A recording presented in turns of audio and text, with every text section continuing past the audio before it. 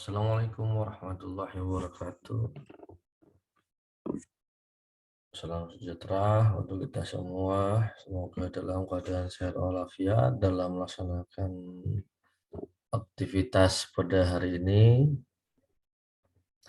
Jadi untuk perkuliahan hari ini kita menggunakan sistem e-learning yang nantinya video rekaman pembelajaran ini dapat dilihat di link e-learning masing-masing. Apabila ada pertanyaan terkait dengan materi perkuliahan pada hari ini dapat ditanyakan melalui kolom chat yang sudah disiapkan di e-learning. Sesuai dengan RPS, materi perkuliahan kita pada hari ini adalah membahas sistem pemerintahan di Indonesia. Ini bagaimana kaitannya dengan pembentukan peraturan perundang-undangan.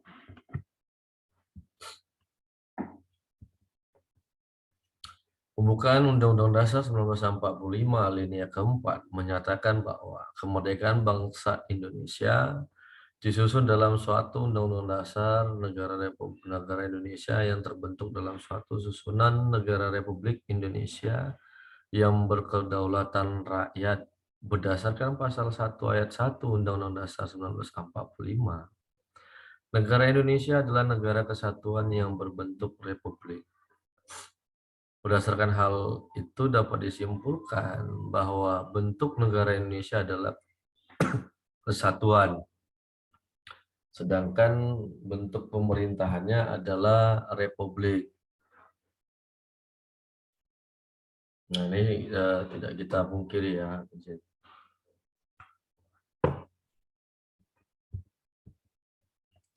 Selain bentuk negara kesatuan dan bentuk pemerintahan, presiden yang memegang kekuasaan sebagai kepala negara dan sekaligus kepala pemerintahan. Hal ini dapat dilihat di pasal 4 ayat 1 yang berbunyi, Presiden Republik Indonesia memegang kekuasaan pemerintahan menurut Undang-Undang Dasar. Dengan demikian, sistem pemerintahan di Indonesia menganut sistem pemerintahan presidensial, di mana presiden sebagai pemegang kekuasaan pemerintah dapat membuat suatu kebijakan yang menurutnya penting bagi rakyat. Istilah sistem pemerintahan berasal dari gabungan dua kata, sistem dan pemerintahan. Kata sistem merupakan terjemahan dari bahasa Inggris yang berarti susunan, tatanan, jaringan, atau cara. Sedangkan pemerintahan berasal dari kata pemerintah, yang berasal dari kata perintah. Perintah adalah perkataan yang bermakna menyuruh melakukan sesuatu. Pemerintah adalah kekuasaan yang memerintah suatu wilayah, daerah, atau negara. Nah, sedangkan pemerintahan adalah perbuatan atau cara atau hal urusan dalam memerintah. Jadi pemerintah, perintah, pemerintah, dan pemerintahan. Kalau pemerintah adalah kekuasaan yang memerintah. Nah, pemerintahan bagaimana pemerintah dalam melaksanakan urusan pemerintahan itu tadi. Bagaimana caranya dalam memerintah. Dalam arti luas, pemerintahan adalah perbuatan memerintah yang dilakukan oleh badan legislatif, eksekutif, dan yudikatif di suatu negara dalam rangka mencapai tujuan penyelenggaraan negara. Dalam arti yang sempit, pemerintahan adalah perbuatan memerintah yang dilakukan oleh badan eksekutif beserta jajarannya dalam rangka mencapai tujuan penyelenggaraan negara. Sistem pemerintahan diartikan sebagai suatu tatanan utuh yang terdiri atas berbagai komponen pemerintahan yang bekerja saling bergantungan dan memengaruhi dalam capai tujuan dan fungsi pemerintahan.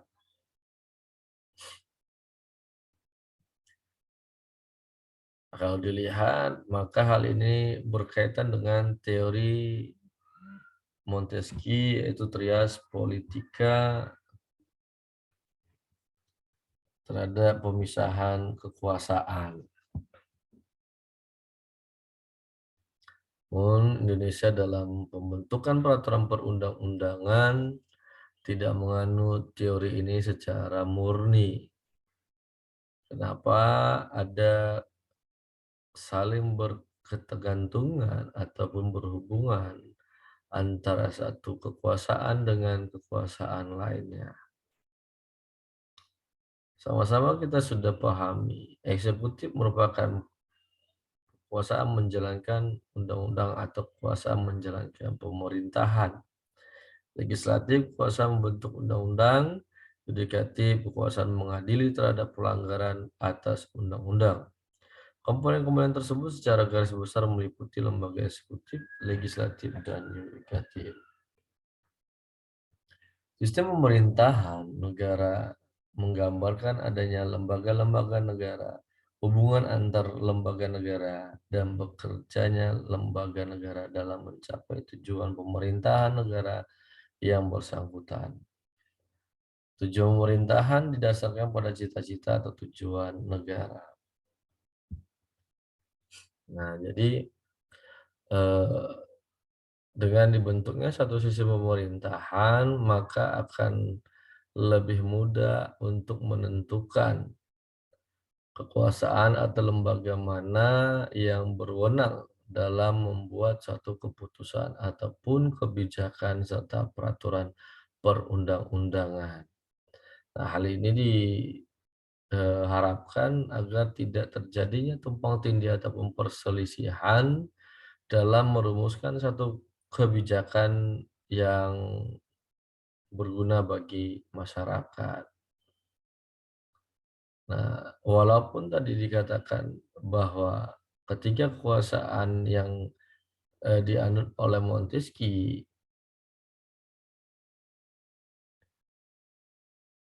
tidak dilakukan ataupun tidak diambil secara murni oleh negara kita, tetapi hal ini tidak menghilangkan tugas dan fungsi pokok masing-masing kekuasaan. Jadi kekuasaan lainnya hanya bersifat sementara ataupun pada saat dibutuhkan. Nah, misalnya dalam hal perumusan peraturan perundang-undangan dapat bersumber dari pemerintah. Mengapa demikian? Karena yang berhubungan langsung dengan masyarakat atau rakyat adalah pemerintah, sehingga pemerintah melalui menteri-menterinya memahami apa-apa saja yang diperlukan untuk dilakukan, ataupun kebijakan-kebijakan atau peraturan apa yang harus dibuat supaya mengakomodir seluruh keinginan rakyat ataupun bisa mengantisipasi dari sebuah timbulnya perselisihan ataupun perpecahan di antara masyarakat. Oleh karena itu, di dalam suatu negara harus ada pemerintah yang bertugas untuk pengendalian terhadap cita-cita atau tujuan negara. Sistem pemerintahan di Indonesia sebelum amandemen Undang-Undang Dasar 1945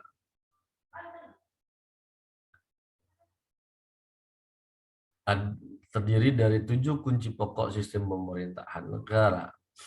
Yang pertama, Indonesia adalah negara berdasarkan atas hukum atau Rechtsstaat, sistem konstitusional.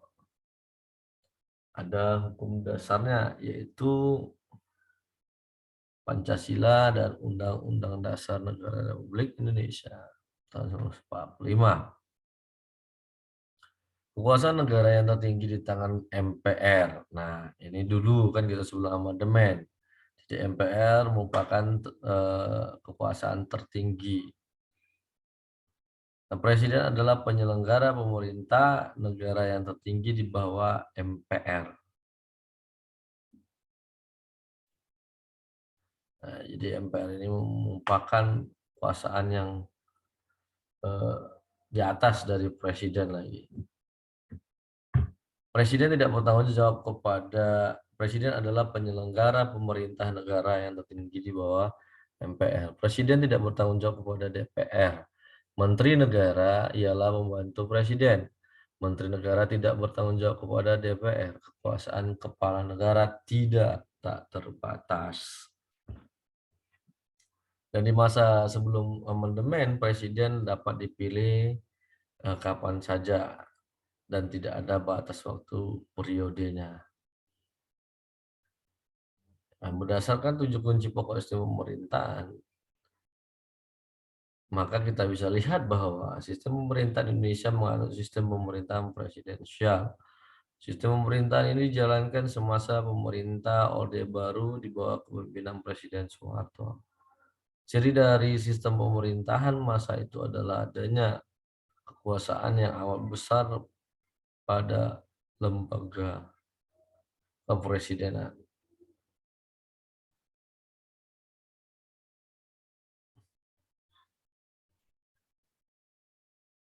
Hampir semua kewenangan presiden yang diatur menurut Undang-Undang Dasar tersebut dilakukan tanpa melibatkan pertimbangan atau persetujuan DPR sebagai wakil rakyat. Nah, ini menunjukkan presiden sebagai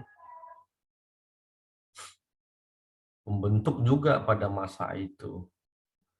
Jadi apa yang diucapkan presiden maka itulah yang berlaku sebagai undang-undang bagi masyarakat. Dan itulah yang harus dibuat oleh DPR. Tidak adanya pengawasan itu tidak adanya pengawasan dan tanpa persetujuan DPR, maka kuasa presiden sangat besar dan cenderung dapat disalahgunakan. Meskipun adanya kelemahan, kekuasaan yang besar pada presiden juga ada dampak positifnya, yaitu presiden dapat mengendalikan seluruh penyelenggaraan pemerintahan sehingga mampu menciptakan pemerintahan yang kompak dan solid. Sistem pemerintahan lebih stabil, tidak mudah jatuh atau berganti. Konflik dan pertentangan antara pejabat negara dapat dihindari. Kenapa? Karena semuanya terpusat. Karena semua di bawah tangan kekuasaan presiden. Karena dia memiliki eh, tak terbatas kekuasaannya, sehingga semua harus tunduk apa yang diperintahkan oleh presiden. Dalam praktek perjalanan sistem pemerintahan Indonesia, ternyata kekuasaan yang besar dalam diri presiden lebih banyak merugikan bangsa dan negara daripada keuntungan yang didapatkan. Nah, setelah memasuki masa reformasi, bangsa Indonesia bertekad untuk menciptakan sistem pemerintahan yang demokratis. Untuk itu perlu disusun pemerintahan yang konstitusional atau pemerintahan yang didasarkan pada konstitusi. Pemerintah konstitusional bercirikan bahwa konstitusi negara itu berisi adanya pembatasan kekuasaan pemerintahan atau eksekutif.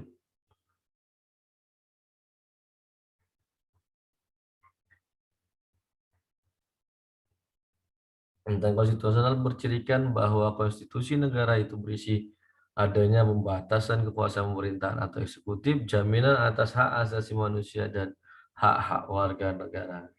Dan yang terakhir, reformasi yang harus dilakukan adalah melakukan perubahan amandemen atas Undang-Undang Dasar dengan mengambil Undang-Undang Dasar menjadi konstitusi yang bersifat konstitusional diharapkan dapat membentuk sistem pemerintahan yang lebih baik.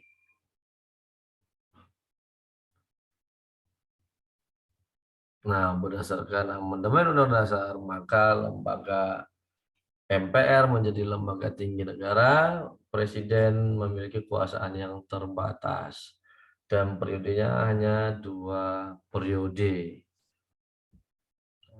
Presiden tidak dapat bertindak sesuka hati dan presiden dipilih secara langsung.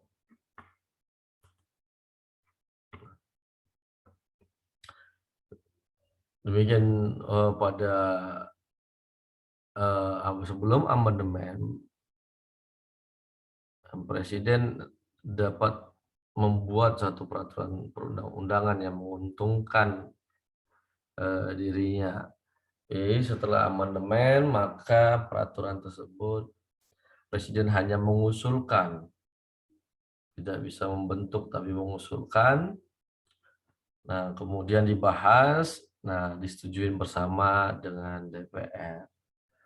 Demikian untuk pertemuan pada hari ini. Apabila tidak ada pertanyaan, silakan diajukan melalui kolom yang telah disiapkan. Assalamualaikum warahmatullahi wabarakatuh.